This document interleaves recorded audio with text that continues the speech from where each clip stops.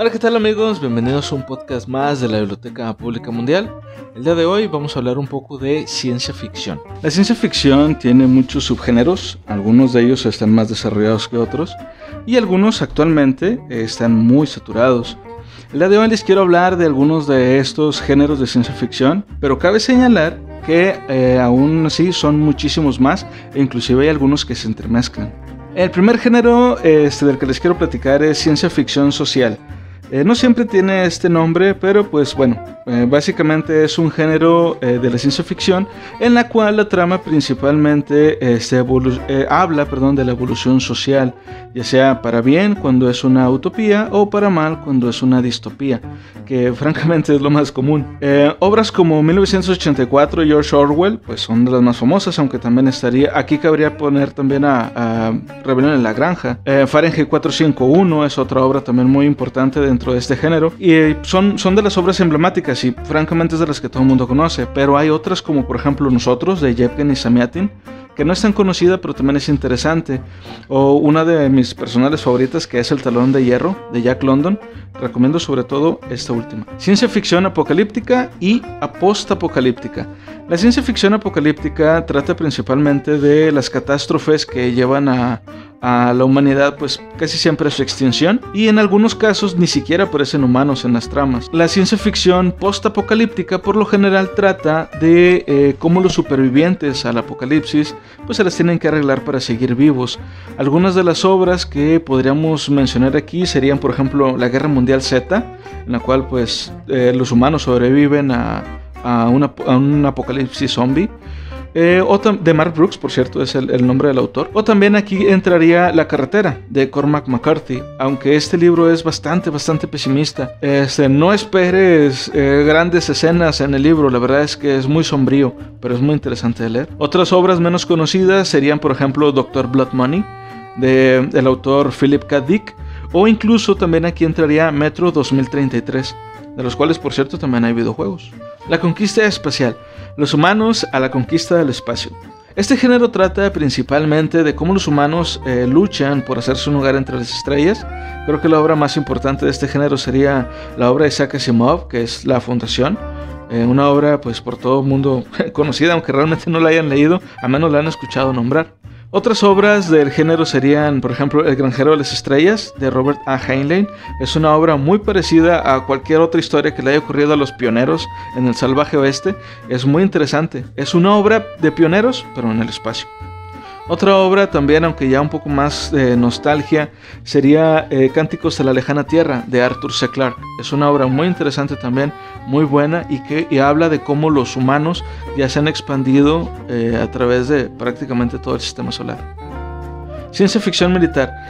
Por lo general, este subgénero gira en torno a personajes que pertenecen a alguna especie de unidad militar, o que gira en torno a guerras en el espacio entre planetas, soldados y facciones que están encontradas.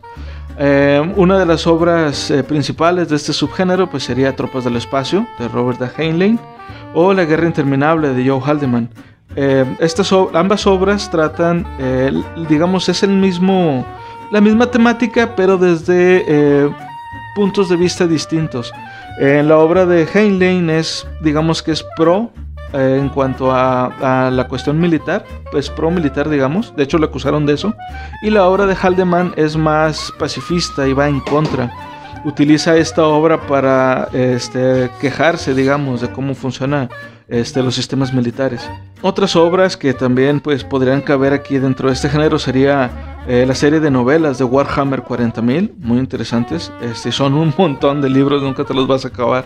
O también entraría, por ejemplo, aquí las novelizaciones basadas en videojuegos como StarCraft o Halo. Viajes en el tiempo. Aquí la trama gira en torno precisamente a los viajes que se pueden hacer entre distintas eras, ya sea por la máquina que se crea o gira en torno precisamente a los personajes. La obra que primero nos viene a la mente siempre pues es La Máquina del Tiempo, de H.G. Wells, un clásico, pero hay otras obras también que exploran este género, que sería por ejemplo La Patrulla del Tiempo, de Paul Anderson, que trata de un grupo de precisamente una patrulla que se dedica a mantener el orden del tiempo.